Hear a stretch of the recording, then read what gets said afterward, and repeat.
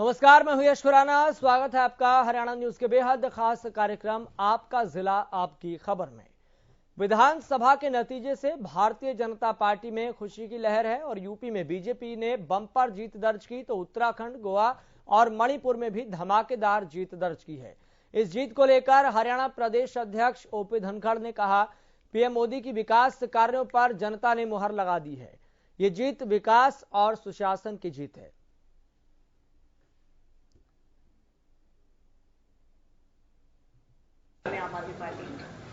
देखिए, double engine पर लोगों ने भरोसा किया। प्रधानमंत्री जी ने जिस प्रकार से गरीब कल्याण की नीतियां चलाई, जिस प्रकार से देश में विकास के आधार पर राजनीति शुरू हुई, अंत्योदय जिसकी प्राथमिकता बनी और देश में सुरक्षा और शांति का माहौल बना, और जिस प्रकार से देश के विकास ने रफ्तार पकड़ी, जनता ने फिर से 4 राज्यों में भारतीय जनता पार्टी को आशीर्वाद दिया है।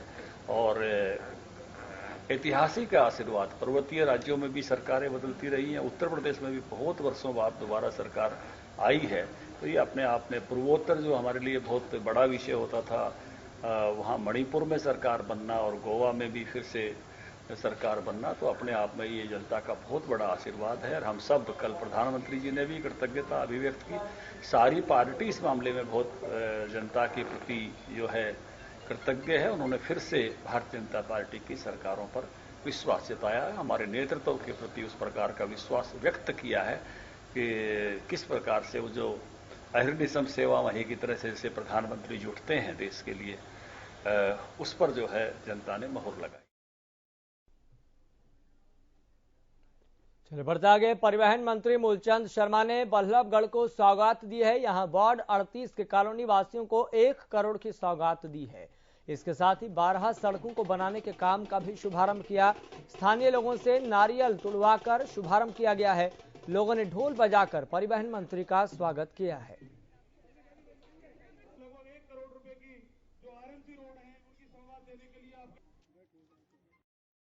1 करोड़ की लागत से आज हमने 12 आरएमसी गलियों का उद्घाटन किया है और ये पहले भी हमने ही टेल से बनाई थी और आज इसके आरएमसी रोड की हमने शुरुआत करी है। यहाँ के लोगों को लाभ मिलेगा, यहाँ के आम आदमी को, गरीब को, बुजुर्ग को कि पानी में कोई ठोकर नहीं लगे, ये लोगों को सबसे बड़ा लाभ मिलेगा।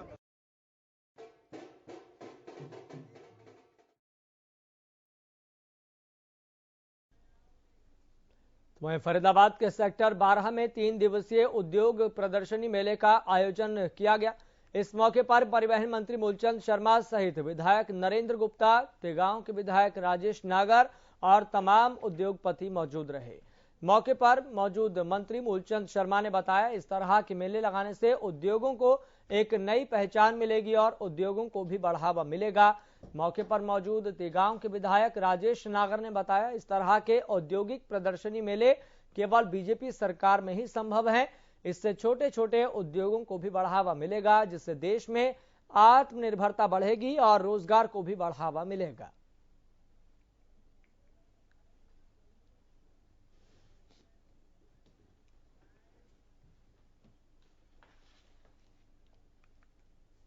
चलिए बात करेंगे करनाल की। करनाल में स्टेट विजिलेंस टीम ने डीटीपी विक्रम को 5 लाख रिश्वत लेते रंगे हाथ गिरफ्तार किया है।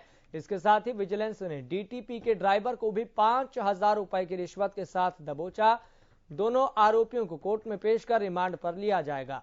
जानकारी के मुताबिक सेक्टर 6 में डीटीपी विक्रम ने किराए पर मकान लिया हुआ है। उसके पास शहर में हुडा और नगर निगम का चार्ज था। दोनों विभागों की तरफ से अवैध निर्माण पर निगरानी का जिम्मा था। शुक्रवार को विजिलेंस की टीम ने कॉलोनी काटने की अनुमति के लिए पैसे मांगने की शिकायत मिलने के बाद सेक्टर 6 में डीटीपी के मकान पर रेड मारी, जहां से उसे 5 लाख रिश्वत के साथ पकड़ा गया और साथ में उसके ड्राइवर को भी गिरफ्तार किया गया।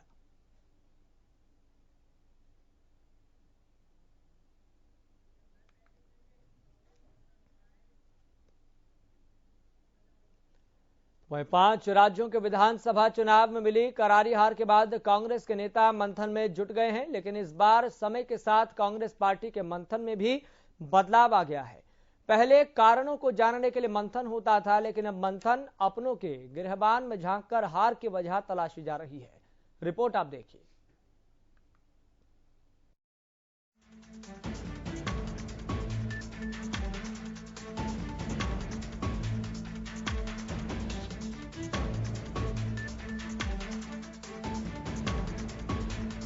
हर बार की तरह इस बार भी चुनाव में मिली हार के बाद मंथन का दौर शुरू हो गया है।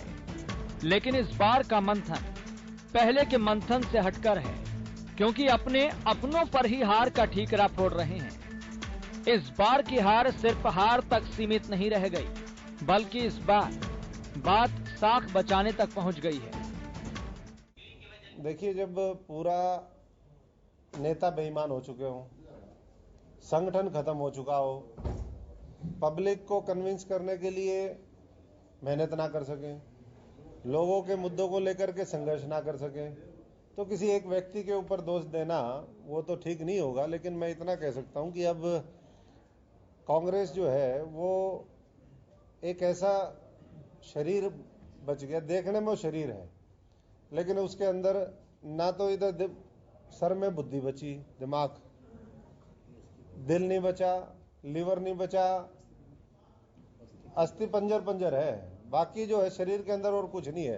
तो जब शरीर के जो अंग हैं वो काम नहीं करेंगे तो फिर बॉडी कैसे काम करेगी? हाईकमान नहीं, पूरी कांग्रेस में ही कुछ नहीं बचा है।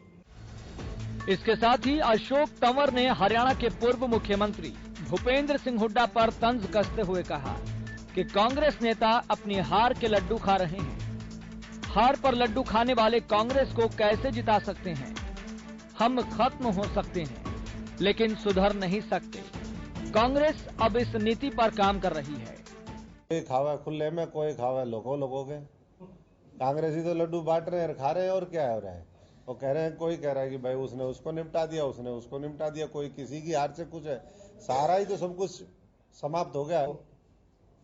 कांग्रेस की हार के लड्डू खा रहे हो मुख्यमंत्री के हाथों, वो कैसे? ये वो तो उसी लड्डू में ही स्वाद ले लेते हैं सत्ता का। बाकी तो G23 और तमाम लोग जिस तरीके से ऑपरेट कर रहे हैं, मुझे लगता है कि अगर वहां पर सब लोग मिलकर के लड़ाई लड़ते जैसे और दूसरे प्रदेशों में लड़ते तो भी अच्छा होता, हरियाणा में लड़ते तो भी अच्छा होता। इसका परिणाम हम देख रहे हैं, और इसी गुटबाजी, इसी अनुशासनहीनता की वजह से कांग्रेस हाशिए पे आ गई। पता नहीं कब सबक लेंगे ये लोग, लेंगे भी या नहीं लेंगे।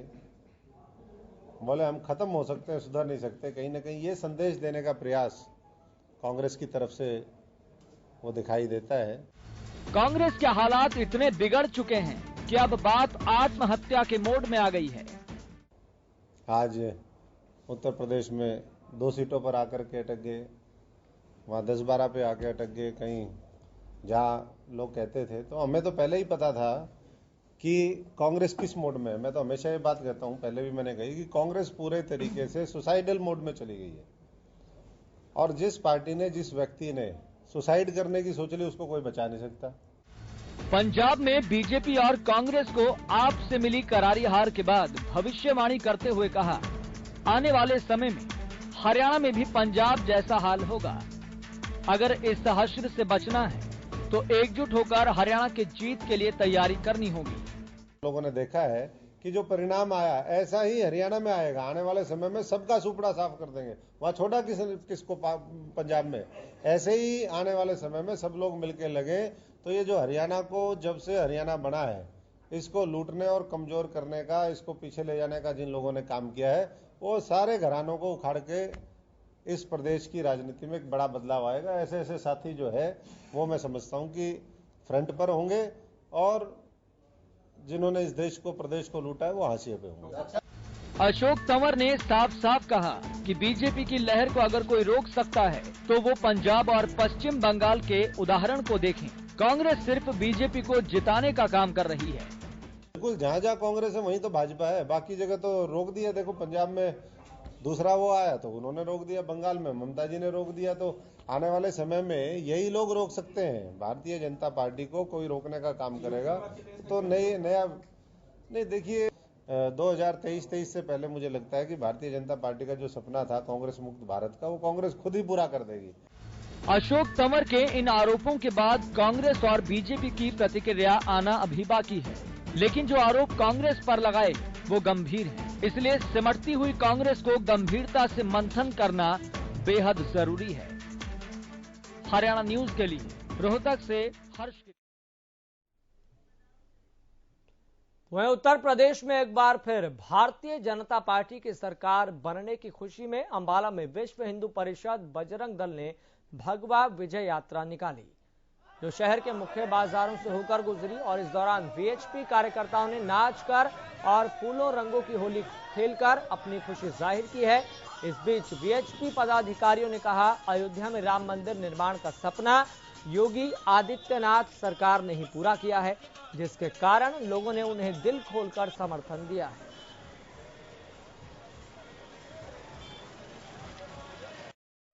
आज की हमारी विजय यात्रा है, जो उत्तर प्रदेश में योगी सरकार की भगवा विजय के रूप में हम आज विजय यात्रा अपनी निकाल रहे हैं। यह यात्रा हम कोई राजनीतिक रूप से नहीं, बल्कि उत्तर प्रदेश में विकास के साथ साथ धार्मिक सौहार्द, हिंदू मुस्लिम दंगे जो 5 साल में एक भी दंगा नहीं हुआ है, बंद हो गए हैं, सभी आपस में मिलजुल कर रह रहे हैं, हम उसके उपलक्ष्य में निकाल रहे हैं।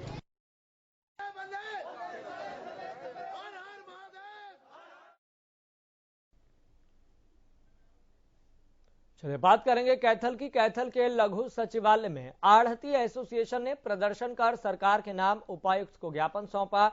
इसके दौरान उन्होंने सरकार से अपनी मांगों को पूरा करने की बात भी कही और सरकार से उनकी मांगों को लेकर संजीदा होने की भी बात कही। उन्होंने कहा, अगर सरकार ने उनकी मांगें नहीं मानी तो गेहूं की खरीद बंद की जा सकती है। बता दें कि आढ़ती एसोसिएशन एक लंबे समय से भुगतान सिस्टम लाइसेंस रिन्यू और अन्य मांगों को लेकर प्रदर्शन कर रहा है। अब एसोसिएशन ने ऐलान कर दिया है कि अगर उनकी मांगें नहीं मानी गई तो इसका खामियाजा गेहूं खरीद सीजन में सरकार को देखने को मिलेगा।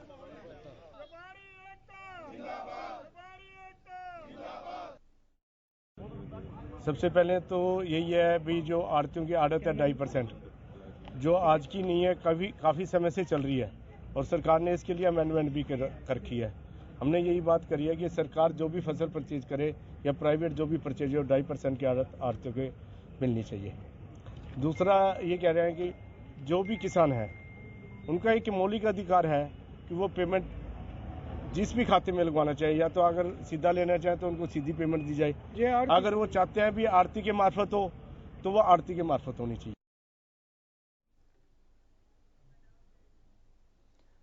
वहीं उत्तर प्रदेश, पंजाब समेत 5 राज्यों के विधानसभा चुनाव के नतीजे सभी के सामने हैं। बीजेपी ने पंजाब को छोड़कर बाकी सभी राज्यों में बेहतरीन प्रदर्शन किया है। वहीं पंजाब में आम आदमी पार्टी ने बम्पर बहुमत हासिल करते हुए कांग्रेस को चारों खाने चित कर दिया है।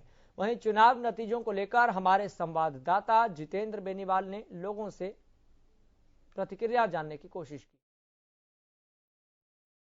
5 राज्यों के चुनाव को लेकर बीजेपी ने 4 राज्यों में प्रचंड जीत हासिल करी है। इसी को लेकर हरियाणा न्यूज की टीम पहुंची है फरीदाबाद में लोगों की राय पूछने के लिए। क्या ये जो जीत हासिल करी है किस नजर से देखते हैं इसको लेकर? क्या नाम है आपका? मेरा नाम पवन सैनी है जी।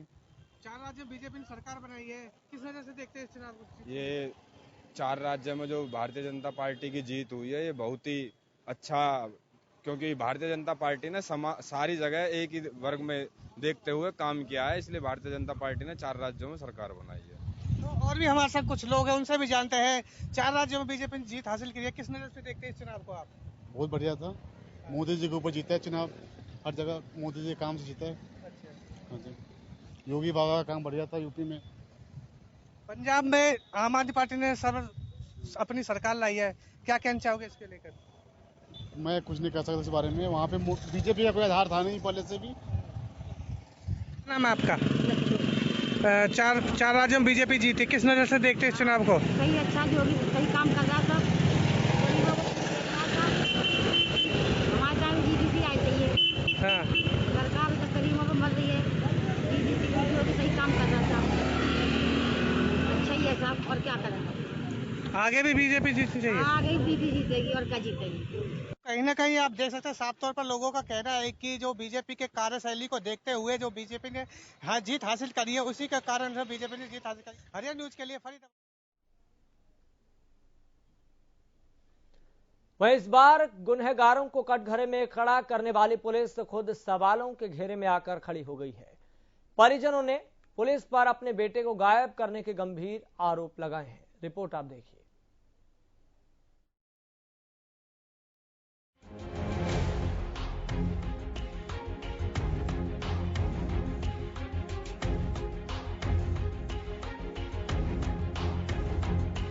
समय का पहिया जब घूमता है तो अच्छे खुद को उस जगह खड़ा पाते हैं जहां वो कभी सपने में भी खुद को देखना पसंद नहीं करते हैं। मुजरिमों को कटघरे में खड़ा करने वाले कानून के रखवाले अब खुद संदेह के घेरे में आकर खड़े हो गए हैं और खाकी को कटघरे में खड़ा करने वाले कोई और नहीं बल्कि लाचार माता पिता हैं, जिनके बेटे को खाकी ने अपने कर्तव्य का पालन करते हुए बाइक चोरी के केस में पकड़ा था। किस बात में तू पकड़ा गया यार, बता सच तेरी नहीं, जब तो तेरी साथ दूंगा नहीं दूंगा। जब उन्हें सारी हकीकत इनसे बताई है कि दादा मैं निर्दोष हूँ, मेरे को कोई चोरी नहीं करी है, मैंने कुछ नहीं करा है, मेरे को इनसे झूठे इल्जाम में फंसाया हूँ। अरे मैं सर मैं खूब रिक्वेस्ट कर रही हूँ कि मेरे बेटा को छोड़ दो, मेरे बेटा को छोड़ दो। उन्होंने मेरे को लास्ट में 8 बजे ये किया है कि जा तेरे बेटे की कल कार्रवाई होगी, कुछ सुनाई होगी। दरअसल पुलिस ने उसी दौरान बाइक चोरी के आरोप में एक युवक को गिरफ्तार किया था, जिसने पूछताछ में पुलिस को बताया कि गांव नांगल तेजू में रहने वाला 20 वर्षीय युवक भी चोरी में उसके साथ था। जिसके बाद पुलिस ने उसके घर पर गांव के सरपंच के साथ दबिश डाली और आरोपी युवक को पकड़ लिया। वो साहब बीकॉम कर रहा से शाम को ड्यूटी और सुबह कॉलेज जाता था, पेपर भी चल रहे हैं। अच्छा। एक तारीख से उसका पेपर। अच्छा, गायब हो गया, पुलिस उठा के ले गई, किस कारण से उठा के ले गई थी? जो वो लड़का जो पकड़ा था। किस चीज में पकड़ा था? वो मोटरसाइकिल की चोरी में। हाँ जी। अच्छा, उसने नाम ले दिया। अच्छा, हाँ जी। क्या नाम लिया? अकबर ये भी था मेरे साथ। अच्छा, हाँ। फिर उसके बाद में उसको ले गई साहब। आरोपी की मां का कहना है कि उसने सरपंच के कहने पर अपने बेटे को पुलिस के हवाले किया था और साथ ही कागज पर साइन भी किए थे। मैं तेरा बेटा मेरो लाड़ मैं ला दूंगा, तेरे बेटा ला दूंगा, नहीं कहीं का हाथ में नहीं, तेरे बेटा लाड़ मैं कहूँ जा तेरा मान ले तू। क्या मानने के लिए कह रहा था सरपंच? वो बतावे भी ना कुछ मेरे से। हाँ। वो तो क्या तेरे बेटा ला दे, तेरे करने है तेरे बेटा, तू बेटो ला दे, मैं छुटवा दूंगा, मैं करवा दूंगा। सरपंच यो बात की मैंने। दस्तक किसने कराया था रात को आपका? बस सरपंच का हुआ है, अरे ताऊ जी का हुआ है, एक मेरा हुआ है। किसने करवाया आपको? सरपंच ने करवाया सर। क्या बोला? क्या बोला अब सरपंच? सरपंच बोला आगे ये लिख दो, आगे मैं भी कहूँगा, अब सुबह हम इसने पेश कर देंगे 10 बजे तक। आप सुबह से ही लिखवा लिया? अच्छा, तो आपने पढ़ा नहीं कागज? सर मैं अनपढ़ हूँ, मैं तो क्या पढ़ती बताओ, मैं तो किसी ने कागज नहीं पढ़ा? किसी ने नहीं पढ़ा, उसने सरपंच के जैसे करवाया वैसे हमने कर दिया। सरपंच मैं बोल तो बैठो मैं यहाँ। पुलिस का कहना है कि गिरफ्तारी के बाद आरोपी भाग गया और वहीं आरोपी के परिजनों का कहना है कि उन्हें पुलिस पर यकीन नहीं है। हमने कहा कि एक बार लड़के से मिल तो लेने दो हमें, तो उन्होंने कहा कि उसको पूछताछ के लिए कसोला लेके गए। वो 8 बजे तक नहीं आया था। जब तक 8 बजे जब हम वहाँ से चल दिए वो घर के लिए, तो उन्होंने कहा कि बस सुबह तुम्हारे की जमानत हो जाएगी। फिर हम घर आ गए, 8 साढ़े 8 बजे से हम घर पहुँच गए। 9 बजे पुलिस की गाड़ी उधर गई, उधर से तुरंत ही वापस आ गई कि तुम्हारा लड़का तो भाग गया। हम कैसे मान ले जी? लड़के हम 8 बजे तक थाने में लड़का आया नहीं और 9 बजे भाग गया जी। कैसे भाग गया? रात को 9 बजे की बात? हाँ जी। तुरंत हमारे पीछे गाड़ी आई, बोले लड़का भाग गया। और फिर हमारे यहाँ घर पे आए, घर पे आके बोले कि तुम्हारी मेरे सामने कहा कि इसकी माँ को उठाओ, लड़के की माँ को उठाओ, बहन को उठाओ, मतलब सारे परिवार को उठाने के लिए बोल रहे थे। हमने सरपंच के पास फोन किया, सरपंच आया, सरपंच ने हमसे साइन करवाए। पता नहीं क्या था क्या नहीं था, उस पर क्या लिखा था क्या नहीं लिखा था, हमने जल्दी में साइन कर दिए। फिर वो चले गए। बाद में फिर दूसरे दिन आए भाई, रात ने तो बहुत चक्कर मारे, हमसे कुछ पूछा नहीं, हमारे दरवाजे खोले, इधर उधर डोल के चले जाते थे जी, और कुछ नहीं पूछा, बस खाली दरवाजा खोला, घर को धक्का मार दिया, वैसे ही कोई कैसे सो रहा हो, धक्का मारा, खोला किवाड़, ढूंढ के चले गए। उसके बाद में सुबह फिर आए हैं जी। सुबह फिर आने के बाद हमें धमकी दे रहे हैं, या तो लड़के को बताओ नहीं तो तुम्हें उठाएंगे, तुम्हारे घर वालियों को उठाएंगे, पूरी परिवार को उठा लेंगे अगर लड़का नहीं पेश किया तो। जी हमारे लड़के के साथ क्या हुआ है क्या नहीं है तो पुलिस जानती है, हमें तो कुछ नहीं पता।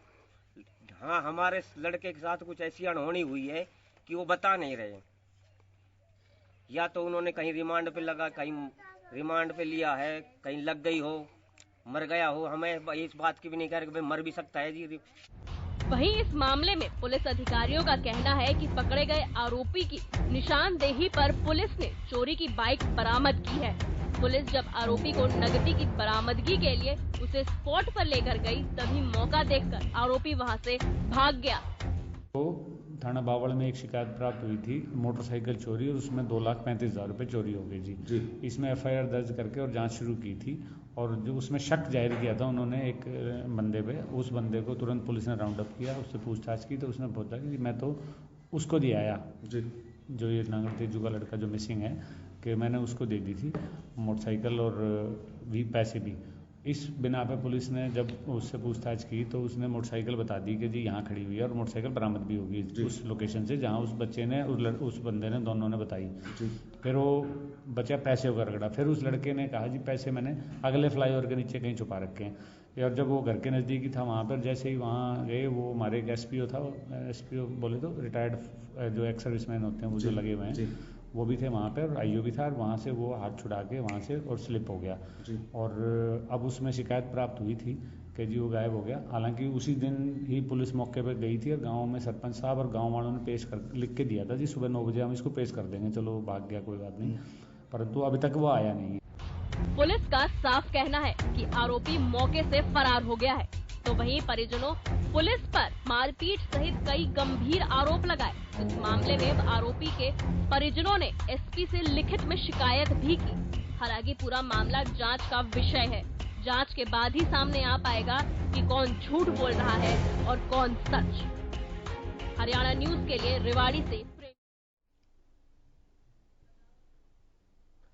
28 और 29 मार्च को 2 दिवसीय राष्ट्रव्यापी हड़ताल को लेकर कर्मचारी लामबंद नजर आ रहे हैं।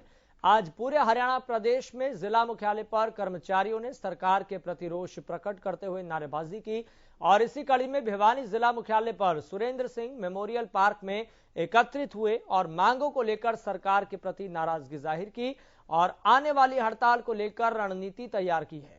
उनका कहना है कि यह हड़ताल ऐतिहासिक होगी और इसी को लेकर उपायुक्त के माध्यम से CM और PM के नाम ज्ञापन दिया है।